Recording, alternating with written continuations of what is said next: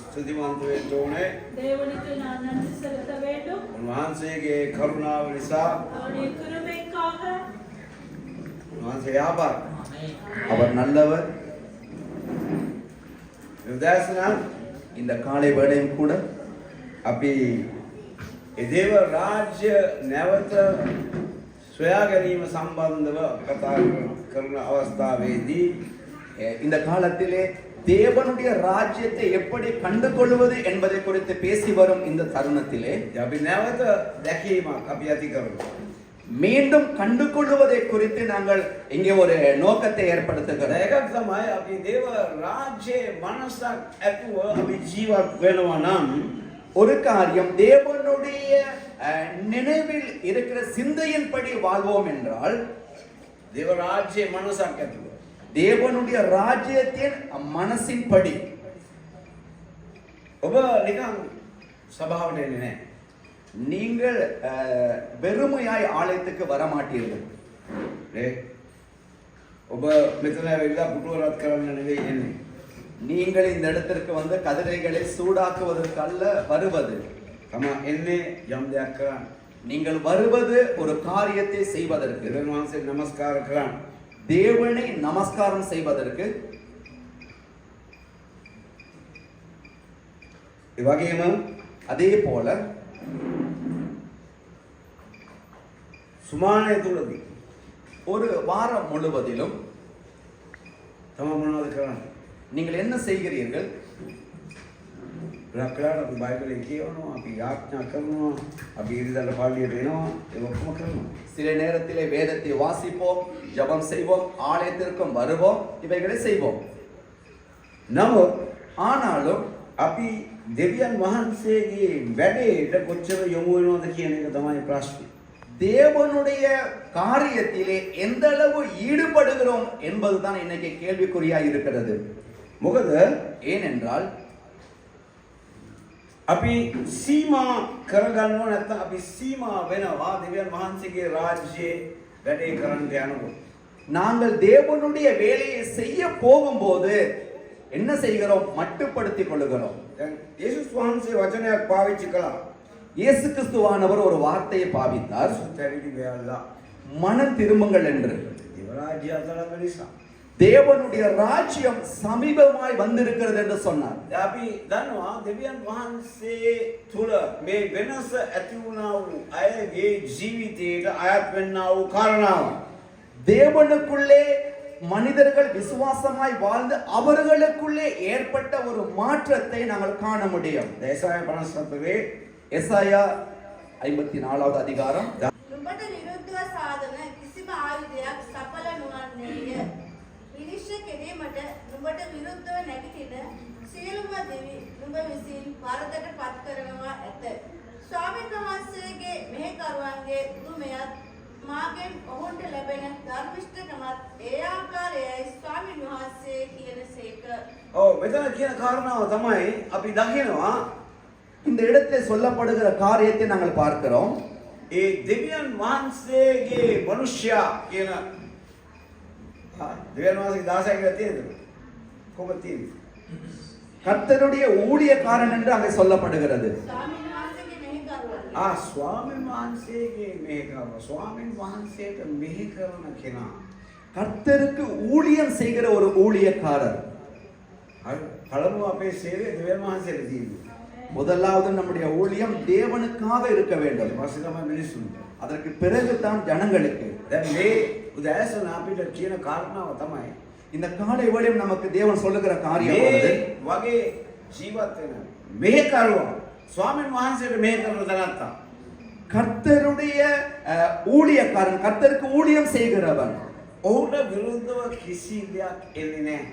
அவனுக்கு விரோதமாய் எதுவுமே பலிக்காது. කිසිම ආයුධයක් සාදන්නත් බෑ. அவனுக்கு விரோதமாய் உருவாக்கப்படுகிற ஆயுதங்கள் வாய்க்காதே போகும். දැන් අපි දන්නවා අපිට සතුරෙක් ඉන්නවා. எங்களுக்கு தெரியும், எங்களுக்கு ஒரு எதிராளியானவன் இருக்கிறான். විවිධ ආකාර දේවල් පාවිච්චි කරනවා. அவன் பல வழிமுறைகளை கையாளுகிறான். නමුත් ஆனாலும் බලපවත්වන්න බෑ. ඌ පරාජය නිසා. ஆனாலும் அவன் தோல்வி அடைந்தவன் என்ற ரீதியிலே அவனால் வெற்றி பெற முடியாது. දැන් මේක අපේ ජීවිතේ දකින්න ඕන දෙයක්. இதை நம்முடைய வாழ்க்கையிலே நாங்கள் காண வேண்டும். ඒක කාලයකට පමණක් නෙවෙයි. இது ஒரு காலத்துக்கு மாத்திரம் அல்ல. මට ඊයේ විවාහයක් මංගල්‍යයකට යන්න සිද්ධ වුණා. போதகர் நேற்றைய நாளில் ஒரு திருமண விழாவுக்கு போக நேர்ந்தது. ඒ කියන්නේ ඒ මවගේ ඒ විවාහයට දැන් ඒ දරුවන්ගේ විවාහයට එකව වෙන්න දෙවියන් වහන්සේ වරප්‍රසාදය දීලා තියෙනවා. அதாவது கடந்த அவருடைய தாயார் அவருடைய பிள்ளைகளுடைய திருமணத்துக்கும் கூட கலந்து கொள்ளக்கூடிய வரப்பிரசாதத்தை தேவன் கொடுத்திருந்தார். ඒ අපි කතා කරගෙන ඉන්නකොට இப்போ அந்த சந்தர்ப்பத்திலே போதகர் அவர்களோடு பேசிக் கொண்டிருக்கும் දැන් මේ කාන්තාවට ගොඩක් වෙකරේ මම அந்த பெண்ணுக்கு சீசுத்துவத்தை சொல்லிக் கொடுத்தவர் நம்முடைய போதகர். දැන් අවුරුදු 68යි. இப்போது அவருக்கு 68 வயதாய் இருக்கிறது. මට කියනවා அவர் போதகருக்கு சொல்லுகிறார், මම මගේ පාස්ටර් උපකාරයක් වගේ ඉන්නවා. நான் என்னுடைய போதகருக்கு ஒரு உதவியாய் இருக்கிறேன். ඒ විතරක් නෙවෙයි. அது மாத்திரமல்ல, මම දැනට මට ගෘහ සෛල 6ක් තියෙනවා. இப்போது வீட்டு சபைகள் 6 இருக்கிறது. මේ අවුරුද්දේක මම 10ක් කරන්න තමයි මගේ වැය. இந்த வருஷத்திலே அதை இன்னும் 10 சபைகளாக கூட்டிக் கொள்ளவே நான் අවුරුදු எதிர்பார்க்கிறேன். 18ක් නෙවෙයි 68යි. 17 வருஷம் அல்ல, 68 வயசு. ගෝලත්වය අමතක කරලා නැහැ. சீசத்துவத்தை மறக்கவே இல்லை. අද ගොඩක් අයට අමතක වෙලා තියෙන්නේ ගෝලත්වය කියන්නේ මොකක්ද කියලා. இன்னைக்கு ரொம்ப பேருக்கு சீசுத்துவம் என்ன என்றே மறந்து போயிருக்காங்க. ඒ කියනවා අලුත් අය එනවා පාස්ටර්. அவர் சொல்லுகிறாராம், புதியவர்கள் ரட்சிக்கப்பட்டு வராங்க பாஸ்டர் அப்படின்னு. ඒ මං ආව හේතුව ඇයි? பாஸ்டர் கேட்டாரா என்ன காரணம் என்று. කිව්වා මගේ පුරුෂයා என்னுடைய கணவனார் දැන් අවුරුදු 10ක් ඉස්සෙල්ලා දරුණු අවස්ථාවේදී 10 வருடத்துக்கு முன்பு அவர் இறந்த பொழுது මම මට තිබුණු පිස්සු ඇලේ. எனக்கு பைத்தியம் பிடிச்ச மாதிரி இருந்துச்சு பாஸ்டர் ඒ அப்படின்னு சொன்னார். තරම් අපි අපේ හිටියා. அந்த அளவுக்கு நாங்க 2 பேரும் ஒன்றாக இணைந்திருந்தோம். නමුත් දෙවියන් වහන්සේ මාව ශක්තිමත් කරලා මට මුහුණ දෙන්න හැකියාව දුන්නා. ஆனாலும் தேவன் என்னை பலப்படுத்தி இந்த சவாலுக்கு முகம் கொடுக்கக்கூடிய தைரியத்தை கொடுத்தார். පාස්ටර් දීපුව අපි ගාව තිබුණා. பாஸ்டர் நீங்க சொல்லி கொடுத்தது எனக்குள்ள இருந்தது. ඒ මේ කාරණා මගේ ජීවිතේ මම එතනට දාලා මගේ ජීවිතය හදාගන්නවා. இந்த காரியங்களை என்னுடைய வாழ்க்கையில சேர்த்து கொண்டு என் வாழ்க்கையை நான் அந்த இடத்திற்கு கொண்டு வந்தேன். ඔය කාලයක් මම දුක් වුණා. சில காலம் நான் துக்கப்பட்டேன், මම ඇඬුවා. நான் அழுதேன். නමුත් ஆனாலும் මට තේරුණා எனக்கு விளங்கினது, මෙතන නෙවෙයි මම ඉන්නේ. இந்த இடத்திலே அல்ல நான் இருக்க வேண்டும் என்று. ඒ දේව රාජ්‍යයේ කාරණාව මම ඉදිරියට ගෙනියනවා.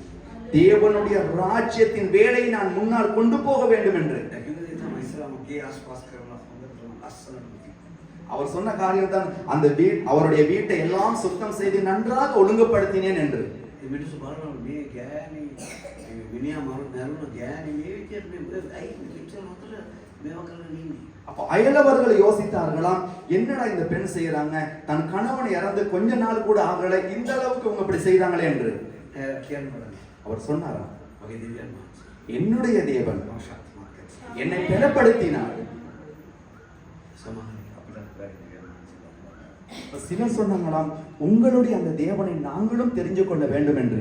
එයා කිව්වා அவர் சொன்னார், ශක්ත මගේ ජීවිතේ අර නැත්තම් මට මිනිස්සුන්ට කියන්න බෑ. என்னுடைய வாழ்க்கை சரியில்லாவிட்டால் நான் ஜனங்களுக்கு சொல்லவும் முடியாது பாஸ்டர் என்று. ඒ කියන්නේ මේ මිලය ගිරුව ඉතින් එයා කිව්ව එක අවස්ථාව. அவர் ஒரு சந்தர்ப்பத்தில் சொன்னாராம், මම දෙවියන් වහන්සේ යාඥා කරලා நான் தேவனை நோக்கி ஜெபம் செய்துவிட்டு අර මම යාඥා කරගෙන ඉන්නවා. நான் ஜெபித்துக் கொண்டிருக்கும் போது ස්වාමීන් වහන්සේ මට ආදරේ කිව්වා. கர்த்தர் சொன்னார், என்னை நேசிக்கிறேன் என்று. වෙන මොනවද කිව්වේ? வேறு ஒன்றும் சொல்லவில்லை. මොකට ආදරේ කියලා විතරයි කිව්වේ. நான் உன்னை நேசிக்கிறேன் என்று சொன்னார். පෑ ගානක් ඇඬුවා. மனுத்தியால கணக்கு அவர் அழுதாராம். ඇයි? ஏன்? එච්චර ආදරේ කරන දෙවි කෙනෙක් මට ඉන්නවා. இந்த அளவுக்கு என்னை அன்பு செய்யக்கூடிய நேசிக்கக்கூடிய ஒரு ஆண்டவர் இருக்கிறாரே என்று. ඇයි මම ජීවිතේ පැත්තකට දාලා ඔය ඉන්නේ? ஏன் என்னுடைய வாழ்க்கை ஒரு பக்கமாக வீசிவிட்டு சும்மா இருக்க வேண்டும் என்று நினைத்தாராம். දෙවියන් වහන්සේ වෙනුවෙන් වැඩක් කරනවා. தேவனுக்காக ஒரு வேலையை செய்ய வேண்டும் என்று நினைத்தாராம். ඒ පුතා ළඟ ඉඳන් ඉන්නවා. அவருடைய மகன் அருகிலே அமர்ந்து கொண்டிருந்தாராம். ඊට පස්සේ අංකල් තාත්තා තාත්තා මරුණට සත පහක් අපේ ඉල්ල. அப்ப மகன் சொன்னாராம், அப்பா இறந்ததுல இருந்து ஒரு 5% கூட எங்க அம்மா எங்கள்ட்ட கேட்டதே கிடையாது என்று.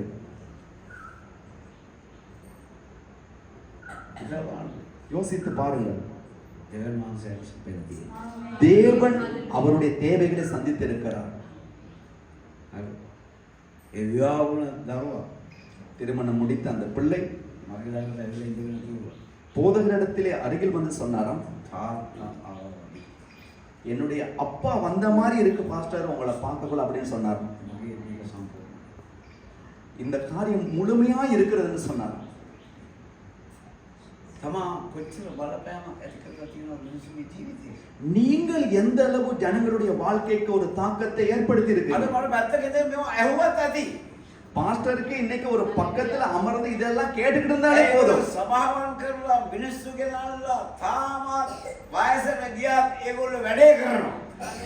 ஜனங்களை கட்டி எழுப்பி சபைகளை கட்டி எழுப்பி இன்னைக்கு எவ்வளவு வயசு போயிருந்தாலும் கூட தேவனுடைய ராஜ்யத்தின் வேலையை செய்யறாங்க. එහෙනම් මගේ වැඩේ නෙවෙයි. அது போதகருடைய வேலை அல்ல. அவர் சொன்னார், මහරගම 10ක් යන දවස් දෙකක් හිටියා. කපල් බැඳලා යන්න දැනක් නැතුව. மாரகம பிரதேசத்திலே அவர் திருமணம் முடித்த புதிதிலே போறதுக்கு ஒரு இடம் இல்லாமல் 2 நாள் மரத்தின் கீழே இருந்தார்கள். හරි. ඒකත් ඒ කපල් එක සෙට් කරේ මම. அந்த இருவரையும் சேர்த்து வைத்தது நம்முடைய போதகர். ගහක් යට ඉන්න තරම් හැකියාව. மரத்தடியில இருந்து வாழ்க்கையை கட்டி எழுப்ப கொள்ளக்கூடிய தைரியம் அவங்களுக்கு இருந்துச்சு. පාස්ටර් අපිට මුකුත් තිබුණේ பாஸ்டர் எங்களுக்கு எதுவுமே இருக்கல பாஸ்டர். නැහැ. ඇදගෙන හිටියේ විතරයි. உடுத்திருந்த உடுப்பு மட்டும்தான் இருந்துச்சு. ඒ පොඩි බෑග් එකක් තිබුණා ඇත්තට. ஒரு சின்ன உடுப்பு பேக் இருந்துச்சு, அவ்வளவுதான். දෙවන් වහන්සේ இன்னைக்கு தேவன் සපයලා. ආමේන්. எல்லாவற்றையும் சந்தித்து விட்டார். මට ගෙවල් එකක් තියෙනවා. ඉඩම් දෙකක් තියෙනවා. සේවයක් තියෙනවා. 2 வீடு இருக்கு, 2 காணி இருக்கு, ஊழியம் இருக்கிறது, යාන වාහන තියෙනවා. அங்கே வாகன வசதிகள் இருக்கிறது. මේ ගහක් යට හිටියේ කෙනා. மரத்தடியில இருந்த ஒரு අද දෙවියන් වහන්සේව මෙහෙම විශ්වාස කරන්න පුළුවන් අය මේ සභාවේ නැහැ. இதே மாதிரி தேவனை விசுவாசிக்க கூடியவர்கள் இந்த சபையிலே இல்லை. පොඩි ප්‍රශ්නයක් වුණොත් ஒரு சின்ன பிரச்சனை வந்தாலும் හරහා වැටෙනවා. කනගාටුදායක තත්ත්වයක්. அவங்க சோர்ந்து விழுந்து போயிடாம. இது ஒரு கவலைக்குரிய விஷயம். ඇයි මම දකින මේ පරස්පර විරෝධී දේ. போதகர் பார்க்கிறார் இந்த பாரதூரமான இந்த மாற்றத்தை. හිත ගන්න පුළුවන් මිනිස්සු அங்கே உறுதியாய் நின்று கொள்ளக்கூடிய මොනවා ஜனங்கள். ආවත් என்ன මොන வந்தாலும், ප්‍රශ්න ආවත් எப்படி பிரச்சனை කරදරේ வந்தாலும், ආවත් எவ்வளவு கஷ்டம் வந்தாலும் හිත ගන්න පුළුවන් මිනිස්සු. உறுதியாய் நின்று கொள்ளக்கூடிய ஜனங்கள். ඔව් කාලේ පැමිණලා තියෙන්නේ. ஏனென்றால் காலம் சமீபமாய் இருக்கிறது. එක දෙයක් ஒரு காரியம், එක දෙයක් මම දකිනවා. ஒரு காரியத்தை நான் பார்க்கிறேன். දැන් මේ අය සුභාරංචිය ප්‍රකාශ කරා. இவர்கள் சுவிசேஷத்தை அறிவித்தார்கள். ඒ කියන්නේ ඒ ධර්මිෂ්ඨකම நீதியை දෙවියන් වහන්සේගෙන් ලැබෙන ධර්මිෂ්ඨකම සම්පූර්ණයෙන් පාවිච්චි කරා. தேவனிடத்திலிருந்து கிடைக்கிற நீதியை பரிபூரணமாய் பாவித்தார்கள். ඒක අනුග්‍රහය නිෂ්ඵල කරේ නැහැ. அந்த அனுக்கிரகத்தை அவர்கள் வெறுமையாய் ஆக்கவில்லை. வாழ்ந்து பிரயோஜனம் இல்லை. நாங்கள் நடைமுறையான காலத்திலே வாழ வேண்டும். ඇයි? ஏன்? දෙවියන් වහන්සේගේ අනුග්‍රහය අදත් අපි සමග. ஆமென். தேவனுடைய அனுக்கிரகம் கிருபை இன்றும் நம்மோடு இருக்கிறது. ඒකට තමා තේරුම් ගන්න ඕනේ කවුද කියන්නේ. அப்போது நீங்கள் புரிந்து கொள்ள வேண்டும் யார் என்று. நீங்கள் ගියස්මාන මම තව කෙනෙක් ගැන කිව්වා. கடந்த வாரம் போதகர் இன்னும் ஒருவரை குறித்து பேசினார். කිව්වේ මොකක්ද? என்ன சொன்னார்? පාස්ටර් අපිට පැහැදිලි කරලා කිව්වා දෙවියන් වහන්සේ තුල මම කවුද. போதகர் நீங்க தெளிவுபடுத்தி சொன்னீங்க தேவனுக்குள்ளே நான் யார் என்று. ඒ මත තමයි දැන් මේ අවුරුදු 10 15 මම ජීවත් වෙන්නේ. அதன் அடிப்படையிலே தான் இந்த 10-15 வருஷத்தை நான் வாழ்ந்து ඒක வருகிறேன். තමයි මට පදනම. ඒක තමයි මගේ පවුලට තියෙන පදනම. அதுதான் என்னுடைய வாழ்க்கைக்கும் என்னுடைய குடும்பத்துக்கும் அடித்தளமாய் இருக்கிறது. ඒක අමතක වෙන්නේ නැති. அது மறக்க முடியாத මේ ஒன்று. සත්‍යතාවය දැනගත්තාව මිනිස්සු කවදාකවත් බයට ඇතුල් වෙන්නේ නැහැ. இந்த சத்தியத்தை புரிந்து கொண்ட ஜனங்கள் ஒரு நாளும் பயத்துக்குள்ளே போக மாட்டார்கள். ஏன்? තමා ඉදිරිය දකින්න අය. நீங்கள் எதிர்காலத்தை காண்கிறவர்கள், ඉදිරිය බලන අය. எதிர்காலத்தை பார்க்கிறவர்கள். මොකද අපිට බයිබලයේ කියන කාරණාව තමයි வேதத்திலே சொல்லப்படுகிற காரியம் என்னவென்றால், කිව්වා පාපිෂ්ඨයා ඉන්නේ පල්ලියේ නෙවෙයි. பாவி வந்து ஆலயத்தில் அல்ல இருக்கிறான், නැතුවත් නෙවෙයි. இல்லாமலும் இல்லை. නමුත් ඉන්නේ ලෝකේ. அவன் எங்கே இருக்கிறான்? உலகத்திலே. තමාගේ වැඩ කරන තැන. நீங்கள் வேலை செய்கிற இடத்திலே, මේ තමාගේ ව්‍යාපාරය කරන තැන. நீங்கள் வியாபாரம் செய்கிற இடத்திலே, තමාගේ පාසලේ, உங்களுடைய பாடசாலையிலே, තමාගේ ගමේ, உங்களுடைய ஊரிலே, තමාගේ වටපිටාවේ. உங்களுடைய அயலவர்களிடத்திலே මේ අයට සුභාරංචිය ප්‍රකාශ කළ යුතුයි. இவர்களுக்கு சுவிசேஷத்தை அறிவிக்கவே வேண்டும். නේ? මම කිව්වා நான் சொன்னேன், අපේ බලය නම් සුභාරංචිය. எங்களுடைய வல்லமை எது? சுவிசேஷம் தான். මොනවද කියන්නේ? රෝම 1:16 මොනවද කියන්නේ? ரோமர் 1வது அதிகாரம் 16வது வசனம் என்ன சொல்லப்படுகிறது? සුභාරංචිය ගැන ලැජ්ජා නොවෙමි. අදහන්නා වූ සියල්ලන්ටම එනම් පළමු කොට යුදෙව්වාටද එසේම ග්‍රීකයාටද ගැලවීම පිණිස එය දෙවියන් වහන්සේගේ බලයව තිබෙන නිසාය. දෙවියන් වහන්සේගේ බලයව තිබෙන්නේ මොකද්ද? தேவனுடைய வல்லமையாய் எது இருக்கிறது? දැන් මම ඇහුවොත් එම කී දෙනෙක් ගිය සුමානේ සුභාරංචිය ප්‍රකාශ කළාද කියලා. இப்போ எத்தனை பேர் போன வாரம் முழுவதும் சுவிசேஷம் நீங்க சொன்னீங்கன்னு சொல்லி கேட்டா, මම අහන්නේ නැහැ. මොකද ලැජ්ජා කරන්න කැමති නෑ. பாஸ்டர் கேட்க மாட்டேன்னு சொல்றாரு கேட்டா, வெட்கப்படுத்த அவர் விரும்புவதில்லை. අපි සුභාරංචිය කියන මනුෂ්‍යයන් උනේ නැත්තම්, நாங்கள் சுவிசேஷத்தை சொல்லுகிற மனுஷர்களாய் ஆகாமல் இருந்தால் දෙවියන් වහන්සේගේ බලය අප තුලින් ගලා යෑම නවතිනවා. தேவனுடைய வல்லமை நமக்குள்ளிருந்து புறப்படுவது நின்று போய்விடும். අද බොහෝ වෙලාවල இன்னைக்கு அநேக நேரங்களிலே මේ අපි සෑහීමටපත් වෙලා තියෙනවා. நாங்கள் திருப்தி அடைந்திருக்கிறோம். නමුත් ஆனாலும் සදා කාලයේදී අපි කවදාකවත් සෑහීමටපත් වෙන්නේ නැහැ. நித்திய காலத்திற்கும் எப்பவுமே நாங்கள் திருப்தி அடைவதே இல்லை. අපි සුභාරංචියට කාලය දීලා නැත්තම්, நாங்கள் சுவிசேஷத்திற்கு நேரத்தை கொடுக்காமல் இருந்தால், ඒ මේ සුභාරංචිය අපේ ජීවිතේ කොටසක් වුණේ නැත්තම් ඒක බලය වෙන්නේ නැහැ.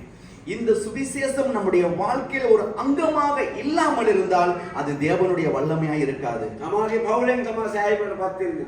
உங்களுடைய குடும்பத்திலே நீங்கள் திருப்தி அடைய තමාගේ முடியவில்லை. ව්‍යාපාරයෙන් තමයි සෑහීමටපත් වෙන්න බෑ. உங்களுடைய வியாபாரத்திலே திருப்தி அடைய முடிவதில்லை. තමාගේ පවුලෙන් තමයි සෑහීමටපත් වෙන්න බෑ. உங்களுடைய குடும்பத்திலே நீங்கள் திருப்தி அடைவதில்லை. වෙන වෙන දේවල් ඇති තමයි සෑහීමටපත් වෙන. இன்னும் அநேக காரியங்கள் இருக்கலாம் நீங்கள் திருப்தி அடையக்கூடிய காரியம். ඒ කියන්නේ තමයි සෑහීමටපත් වෙන්න හදනදී நீங்கள் திருப்தி அடைய செய்யக்கூடிய காரியங்கள். කවදාකවත් යේසුස් වහන්සේ නැතුව තමයි සෑහීමටපත් වෙන්නේ නැහැ. ஒரு நாளுமே இயேசு கிறிஸ்துவானவர் இல்லாமல் நீங்கள் திருப்தி அடைவதே இல்லை.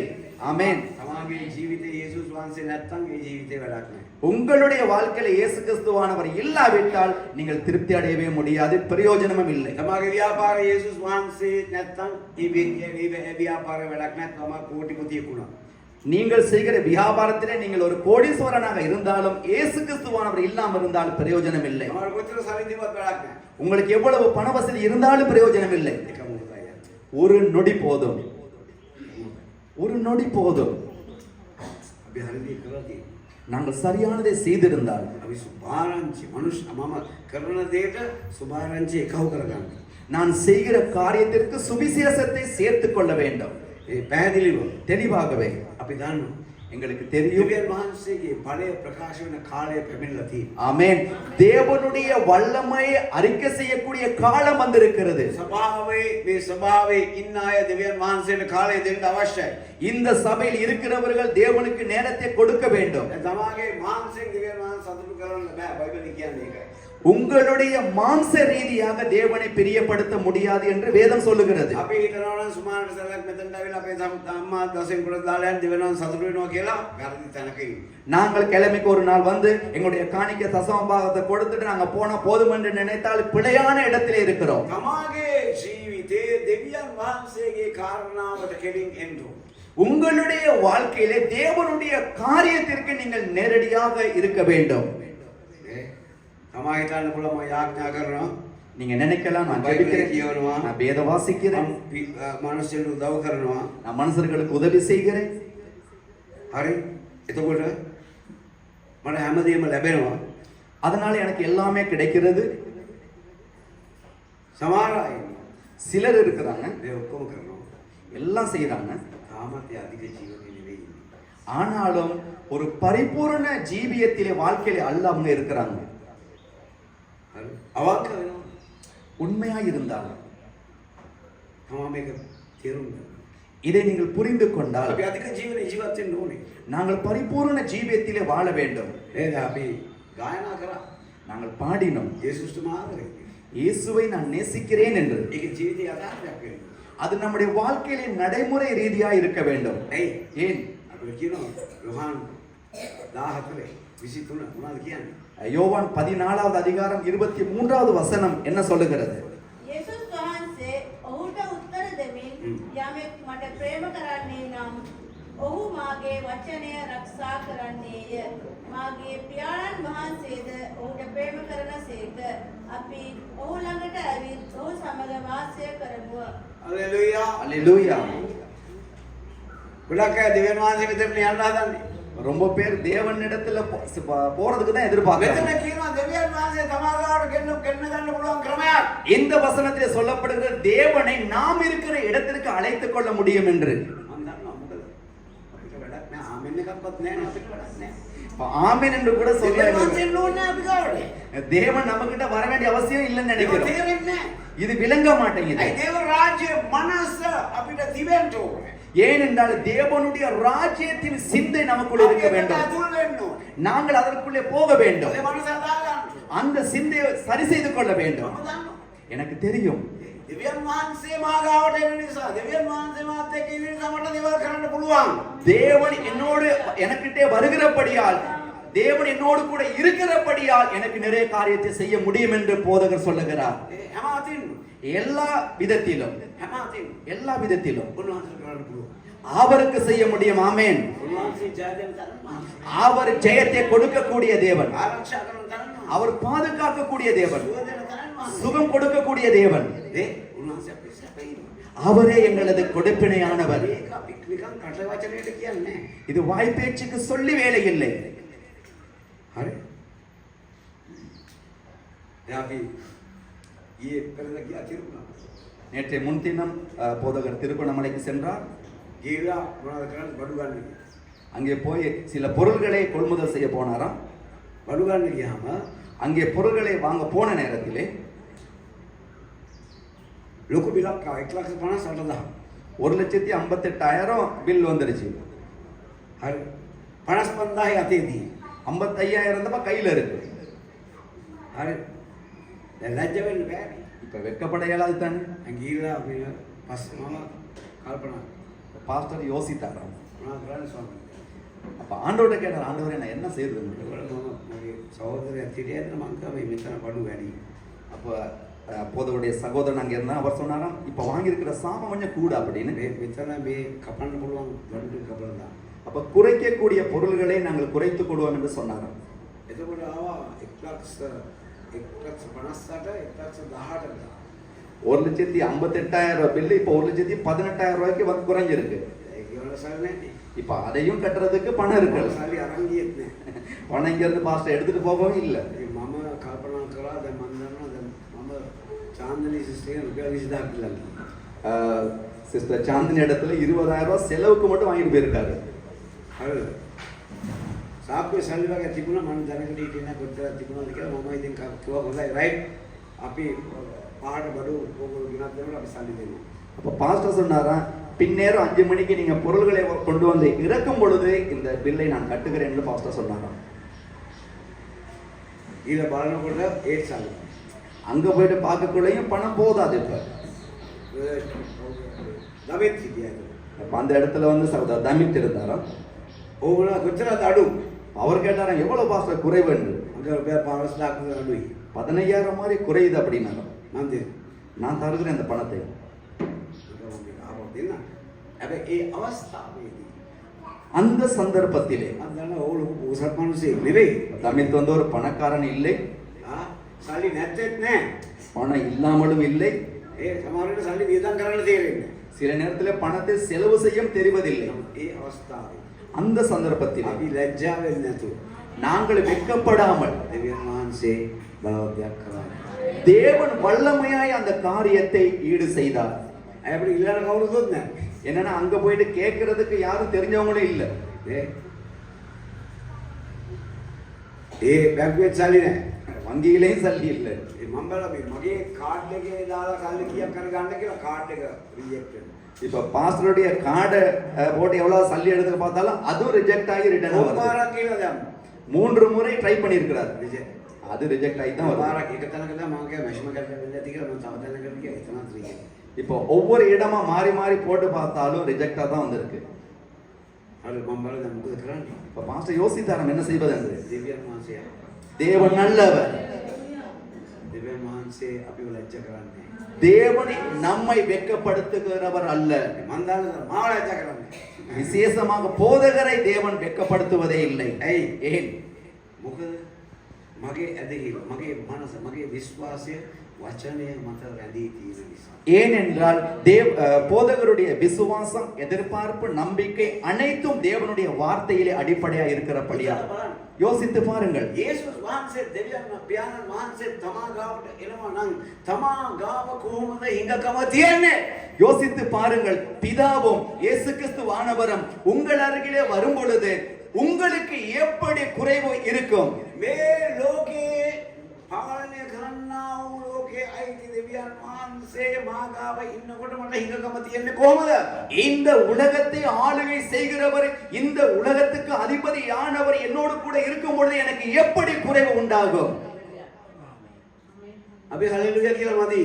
நாங்கள் அல்லேலூயா சொல்லி போதாது. අපේ ජීවිතේ වෙතෙන්ද ගේන්න ඕනේ. எங்களுடைய வாழ்க்கை இந்த இடத்திற்கு கொண்டு வர வேண்டும். අපි දෙවියන් වහන්සේගේ කාරණාවට යොමු වෙන්න ඕනේ. நாங்கள் தேவனுடைய வேலைக்கு நாங்கள் ஒன்று சேர வேண்டும். ස්පාරංචිය ප්‍රකාශ කරන මිනිස්සුયો වෙන්න ඕනේ. சுவிசேஷத்தை சொல்லுகிற மனிதனாக வேண்டும். මොකද? ஏனென்றால் බලය එතනයි තියෙන්නේ. வல்லமை அதிலே தான் இருக்கிறது. හරි. ඒ සහෝදරි මට කිව්ව දේ තමයි. அந்த சகோதரி பாஸ்டர் இடத்துல சொன்ன காரியம் හරි. ඒකේවා ලුණුයි පානුයි කාලා වේල් 3-4 අපි සුභාරංචි කිව්වා. அவர் சொன்னாராம், வெங்காயத்தையும் பானையும் சாப்பிட்டு 3 நேரமும் நாங்க ஊழியத்தை செஞ்சோம் பாஸ்டர். ඒගොල්ලෝ හිතනවා මේ එයි මේ මොනේද? சிலர் நினைக்கிறாங்க ஏன் இப்படி நடக்குது? දෙවියන් වහන්සේ අපිව යම් අර මොනවාද කාන්තාරය තුලින් යවනවා වගේ අපිව යවනවා. தேவனும் சில நேரத்திலே வனாந்தரத்திலே எங்களை நடத்துற போல எங்களை விட்டு பார்ப்பார். ඒකට මුහුණ දෙන්න බැරි ඔක්කොමලා හැලෙනවා. அதற்கு முகம் கொடுக்க முடியாத எல்லாருமே விழுந்து போவாங்க. ඒකට මුහුණ දෙන්න බැරි ඔක්කොම හැලෙනවා. හලනවා. அதற்கு முகம் கொடுக்க முடியாத எல்லாரையும் விழுந்து போவாங்க, விழ வைப்பார். මොකද වෙලාවට අපි අනුග්‍රහය කාලේ ඉන්නේ. நல்ல நேரம் நாங்க தேவனுடைய அனுக்கிரக காலத்தில் இருக்கிறோம்.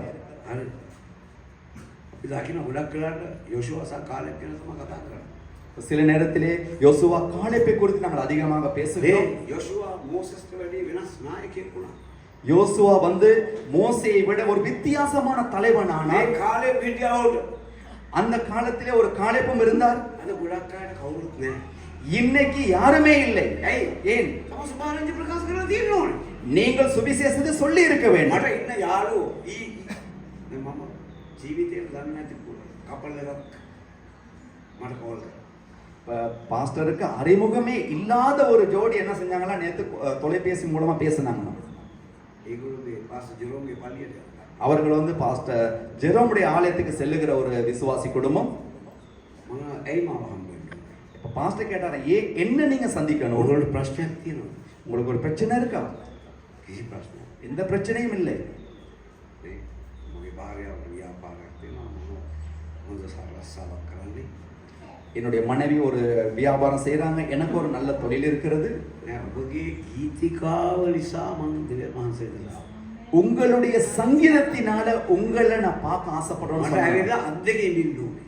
உங்களுடைய கரத்தை பிடித்து நான் முத்தம் செய்ய வேண்டும் என்று சொன்னாங்களாம். ඒ මම අර වෙඩින් එකේ ඉන්නකොට කෝල් එකක් ආවම ඒගොල්ලෝ අපි එළිය ඇවිල්ලා ඉන්නවා මේ හෝටලේ. ඇවිල්ලා කතා කරා.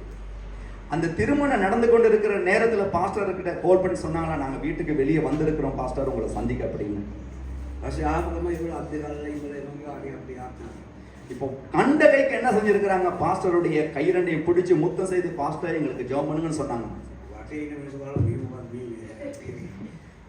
இப்ப சுத்தி இருக்கிற ஜனங்கள் எல்லாம் ஆச்சரியப்படுறாங்களா, என்ன இது இவங்க செய்யறாங்க அப்படின்னு. බෝධනේ එතන හිටියාය දන්නවා පාස්ටර්ස් මේමයි ගීතිකා කියන ඔක්කොම දන්නවා. இப்ப அன்னைக்கு இருக்கிற நிறைய பேருக்கு தெரியும் நம்முடைய போதகரை குறித்து. මේ අය මම හම්බෙන්න ඇවිල්ලා මම වැදගත් දේ இப்ப பாஸ்டர் சொன்னாரா, முக்கியமான காரியம் நீங்க தேவனுக்குள்ளே இருப்பது, වචනය මත පදනම වෙනවා. வார்த்தையிலே அடிப்படையா දෙවියන් இருக்கிறது. වහන්සේ ඕගොල්ලන්ට කිය කරපු දේ අනිත් අයට කියන්න. தேவன் உங்களுக்கு செய்ததை நீங்கள் பிறருக்கு சொல்லுங்கள். දෙවියන් වහන්සේ ඔයගොල්ලෝ ආශිර්වාද. தேவன் உங்களை ஆசீர்வதிப்பாராக என்று சொன்னார். දිව්‍ය සුවයෙන් තමයි. தெய்வீக சுகத்தோடு உங்களை நடத்துவார் என்று சொன்னார். මම කියන්නේ මේකයි. ඇයි එහෙම වෙන්නේ? ஏன் இப்படி මම நடக்கிறது? කියන්නේ මේකයි. මේක මට විතරක් නෙවෙයි. இது போதகருக்கு மாத்திரமல்ல, ඕගොල්ලෝගේ ජීවිතේට දැන් මේ කාලේ ඉඳලා உங்களுடைய வாழ்க்கைக்கும் இந்த காலத்திலிருந்து කරන්න ඕන දෙයක්. இது செய்ய வேண்டிய ஒன்று. සුභාරංචි ප්‍රකාශ. சுவிசேஷத்தை சொல்ல வேண்டும். සුභාරංචි ප්‍රකාශ. சுவிசேஷத்தை சொல்ல வேண்டும். සභාවට විශ්වාසවන්තව ඉන්න. சபைக்கு உண்மையா இருங்கள். එහෙම දුවන්න හදන්න එපා. அங்கேயும் இங்கேயும் ஓட பார்க்காதீங்க. ගොඩක් අය කැමති නෑ මම කතා කරන විදිය. பாஸ்டர் பேசுகிற விதத்தை குறித்து ரொம்ப பேருக்கு பிடிக்கவே பிடிக்காது. රිදෙනවා. அது வலிக்கும் அவங்க கேட்கக்குள்ள. රිදෙන්න තමයි මම කියන්නේ. வலிக்கிறதுக்கு தான் பாஸ்டரும் பேசுவார். නේ සමහර වෙලාවට ප්‍රොෆෙසර්වරු කතා කරන මේක තමයි. சில நேரத்திலே தீர்க்கதரிசி பேசும் பொழுது வலிக்கத்தான் செய்யும். එක්ක අල්ලලා ගහනවා නැත්නම් මරනවා. ஒண்ணு புடிச்சு அடிப்பாங்க, இல்லாட்டி கொன்னே போடுவாங்க. ඇයි? ஏன்? මේක නිසා. இந்த காரியம் தான். ඇත්ත කියපුවාම உண்மையை பேசினால் ඒගොල්ලෝ කැමති නෑ. அவங்க விருப்பப்பட மாட்டாங்க. ඉතින් මට මම මේ කවවත් නිකම් ඔය සතුටු කරන්න නෙවෙයි මම ඇවිල්ලා තියෙන්නේ. අත ගන්න නෙවෙයි මම ඇවිල්ලා තියෙන්නේ. ஏனென்றால் போதகரை தேவன் ஏற்படுத்தி இருக்கிறார் யாரையும் சந்தோஷப்படுத்தி தழுவி கொடுப்பதற்கு அல்ல. ඔය කාලයක් තිබුණා අපි ඔය මේවා කර කර හිටියෝ දැන් ඒක නෑ. තමා හැරෙන්න. சில காலம் இருந்தது, ஆனாலும் இப்பொழுது நீங்கள் திரும்புங்கள். යේසුස් වහන්සේ කිව්වා පස්සු තැබිලි වෙන්න. இயேசு கிறிஸ்து அறிக்கை செய்தார், மனம் திரும்புங்கள் என்று. සෑහෙන අය ඉන්නවා මෙතන පස්සු තැබිලි වෙන්න ඕනේ. நிறைய பேர் இந்த இடத்துல இருக்கிறாங்க, மனம் திரும்ப வேண்டும். உங்களுடைய யோசனை சரியில்லை. දෙවියන් වහන්සේ ගැන තියෙන කල්පනාවත් හරි නෑ. தேவனை குறித்து இருக்கிற யோசனையும் சரியில்லை. මා ගැන තියෙන කල්පනාවත් හරි නෑ. போதகரை குறித்து இருக்கிற யோசனையும் சரியில்லை. එකිනෙකා ගැන තියෙන කල්පනාවත් හරி නෑ. ஒருவருக்கு ஒருவர் இடையிலே இருக்க வேண்டிய யோசனையும் சரியில்லை. මේක වෙනස් වෙනවා. இது மாற வேண்டும். මට ලාභ වුණාද අලාභ වුණාද කියන එක. பாஸ்டருக்கு அது லாபமானுச்சா நஷ்டமானுச்சா அது அல்ல முக்கியம். මේ සභාව නිසා මට කෝටි ගණන් අලාභ වෙනවා. இந்த சபை நிமித்தமாக கோடி கணக்காக இழந்திருக்கிறார். නමුත් මට තියෙන එකම දේ ஆனாலும் போதகர் இருக்கிற ஒரே காரியம், කවුරුත් නෙවෙයි දෙවියන් වහන්සේ තමයි මගේ සැපයි. யாருமே அல்ல, தேவன் தான் அவருடைய கொடுப்பினையாளராய் இருக்கிறார். ஆமென். Hallelujah. அல்லேலூயா. ඉතින් අපි මේක තේරුම් ගන්න අවශ්‍යයි. ஆகவே நாங்கள் இதை புரிந்து கொள்ள வேண்டும். සුභාරංචිය ප්‍රකාශ කරන මිනිස්සු වෙන්න අවශ්‍යයි. நாங்கள் சுவிசேஷத்தை சொல்லுகிற மனிதர்களாக வேண்டும். වචනයට ඇතුල් වෙලා වචනය තුල ජීවත් වෙන මිනිස්සු වෙන්න අවශ්‍යයි. தேவ வார்த்தைக்குள்ளே கடந்து சென்று அதிலே வாழுகிறவனாய் இருக்க வேண்டும். යහපත් දේ කරන්න අවශ්‍යයි. நன்மையானதை செய்வது முக்கியம். සභාවට උපකාරයක් වෙන්න අවශ්‍යයි. சபைக்கு ஒத்தாசையாய் இருப்பது முக்கியம். මේක හරි වැදගත්. இது ரொம்பவும் முக்கியம். මේක ඒ පළවෙනි සතවර්ෂයේ ඉඳලා තියෙන දෙයක්. முதல் நூற்றாண்டில் இருந்து வந்த ஒரு காரியம் இது. මේ යේසුස් වහන්සේගේ ශරීරය අද උදේ චාන්දනි වචනයක් කිව්වා. ශරීරය එතන තියෙනකොට මේ ආලේප කරන්න ආව තුන් දෙනෙක්. இயேசு கிறிஸ்துவுடைய சரீரம் வைக்கப்பட்ட இடத்திலே 3 பேர் வந்தாங்க அபிஷேக தைலத்தை அங்கே ஊற்றுவதற்கு. අභිෂේක තෛල විලය සුම්මා நறுமண தைலம். හරිද? අද ඒ මොකද කියන්නේ? සබහාන් කරලා තියෙනවා. அங்கே அடையாளப்படுத்தப்பட்டிருக்கிறது. සභාවේ හිටිය අයගේ නාතීන් තමයි මේ දේ කරන්ට ආවේ. இந்த சபையில இருந்த உறவினர்கள் தான் இதை செய்ய வந்தார்கள் என்று. මේ සභාවේ දේවල් කරන්ට ඕනේ මේ සභාවේ අය. இந்த சபையில் இருக்கிற காரியங்களை செய்ய வேண்டும் இந்த சபையில் உள்ளவர்கள் தான். හරි. අද මේ දේවල් ඔක්කොම තියෙන්නේ බොහෝ දෙනෙක් කැප කරලා එයාගේ ජීවිත කැප කරලා කාලය කැප කරලා ශ්‍රමය කැප කරලා මුදල් කැප කරලා මෙතනට දේවල් කරලා இன்னைக்கு இங்கே இருக்கிற எல்லாமே இருக்கிறது. இதற்காக மனிதர்கள் அவர்களுடைய வாழ்க்கை, அவர்களுடைய பிரயாசம், அவருடைய வருமானம், அவருடைய அர்ப்பணிப்பு ஒரு கிரயத்தை செலுத்தினபடியாலே தான். මාතලේ සභා දෙකක් තියෙන්නේ. மாத்திரையிலே 2 சபைகள் இருப்பது, තිරුකුණාමලේ සභාවක් තියෙන්නේ. திருக்குணமலையிலே ஒரு சபை இருப்பது, මේ வவுனியா වවුනියාවේ සභාවක් තියෙන්නේ. வவுனியாவிலே ஒரு சபை இருப்பது, මෙතන සභාවක් තියෙන්නේ. இந்த இடத்தில் இந்த சபை இருப்பது. කැප වුණා වූ මිනිස්සු ටිකක් හිටපු නිසා. அர்ப்பணிப்புள்ள கொஞ்சம் ஜனங்கள் இருந்தபடினாலே தான். හරි අපි වතුවල ඒ කියන්නේ ඕවෙල ඇලවල නාගල මේ ස්ථානවල මිනිස්සුන්ගේ ජීවිතවල වෙනසක් ඇති කරන්න පුළුවන් වෙලා තියෙන හේතුව මෙතන කැපවුණු මිනිස්සු නිසා. இன்னைக்கு தோட்டப்புற ஊழியங்களிலே கூட ஒரு தாக்கத்தை ஏற்படுத்த முடியுமா இருக்கிறது இந்த இடத்துல ஒரு ஆலயம் இருக்கிறபடியாலே தான். අද අපි දකිනවා நாங்கள் பார்க்கிறோம் කරුණ අය කිසිම උනන්දුවක් නැහැ දෙවියන් වහන්සේගේ සේවයට ඇතුළු. வாலிபர்களுக்கு எந்த ஒரு உணர்வுமே இல்லை தேவனுடைய ராஜ்யத்தின் வேலைக்கு உள்ளே வருவதற்கு. හදිස්සියකට අපේ යාඥා කරන්න යවන්න ඉන්නේ සෙල්වා. அவசரமா யாருக்காவது ஜெபம் செய்ய அனுப்ப இருந்தா பாஸ்டர் செல்வா மட்டும் தான் இருக்கிறாங்க. வாலிபர்கள் இல்லை. නැත්නම් මමයි චාන්දනි. அப்படி இல்லாவிட்டால் போதகரும் சகோதரி சாந்தினியும் அவர்கள் தான் இருக்காங்க. ඇයි? ஏன்? තමා කැමති නෑ ඇතුල් වෙන්න. நீங்கள் விரும்புவதே இல்லை வருவதற்கு. මම මෙච්චරයි දෙන්නේ එතනින් යාට මම එන්නේ. இவ்வளவு நேரம் தான் எனக்கு கொடுக்க முடியும், இதுக்கு மேல என்னால கொடுக்க முடியாது. ඉතින් කවදාද ගණන් දෙන්න ඕනේ තමයි. அப்ப என்னைக்காவது நீங்க தான் அதுக்கு கணக்கு கொடுக்கணும். நம்ம தேவன் வாசல் கவதால கணம் தென்னோம். என்னைக்காவது நீங்க தேவனுக்கு கணக்கு கொடுக்க வேண்டி வரும். அவர்கள் தேவன் மங்கனம் தென்னோம். பாஸ்டர் செய்யறதுக்கு அவர் கணக்கு கொடுக்க வேண்டி வரும். சமாதானம் தேட சமாதானம். நீங்கள் செய்கிற காரியத்துக்கு நீங்க தான் கணக்கு ஒப்புவிக்கணும். ஆகவே தான் வேதம் சொல்லுகிறது. சமாதான ලොකු දෙයක් ලැබිලා නැත්te කුඩා දේදී විශ්වාසවන්ත නැති. உங்களுக்கு பெரிய காரியம் கிடைக்காமல் இருக்கிறதுக்கு காரணம் என்ன? கிடைத்த கொஞ்சத்திலே உண்மை இல்லாமல் இருப்பதுதான். பொடி ஆசீர்வாதத்தை ලොකු කරගන්න තේරෙන්නේ නැහැ. ஒரு சின்ன ஆசீர்வாதத்தை பெரிய ஆசீர்வாதமா மாத்திக்கொள்ள புரியவில்லை. காயකට පිහියෙන් අනිනවා වගේ තියෙනවා. නමුත් ඇත්ත මේකයි. இப்ப ரொம்ப பேருக்கு கத்தியில குத்துற மாதிரி இருக்கு, ஆனால் செய்ய வழி இல்லை. අර මූලික දේවල් முக்கியமான காரியங்கள் හරි තමගේ ජීවිතයට ඇතුළු වෙනවා. உங்களுடைய வாழ்க்கைக்குள்ளே ஒன்று சேர வேண்டும். මනස මේ වෙනස් වුණා වූ මනස ஒரு வித்தியாசமான மாறின ஒரு மனது. යේසුස් වහන්සේ කියන්නේ ඒක. இயேசு கிறிஸ்து அதைத்தான் சொல்லுகிறார். වෙනස් වුණා වූ මනස.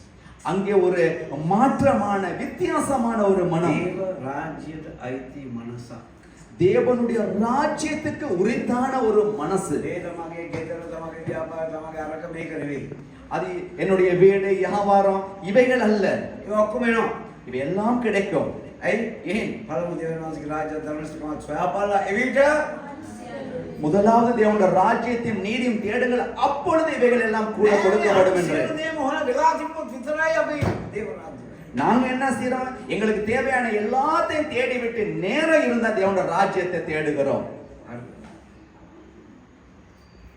ඒක කියන්නේ අවුරුදු 68ක කාන්තාවට පුළුවන් 68 வயசுல ஒரு பெண்ணுக்கு முடியும் என்றால் ගෘහ සභා පහක් හදන්න.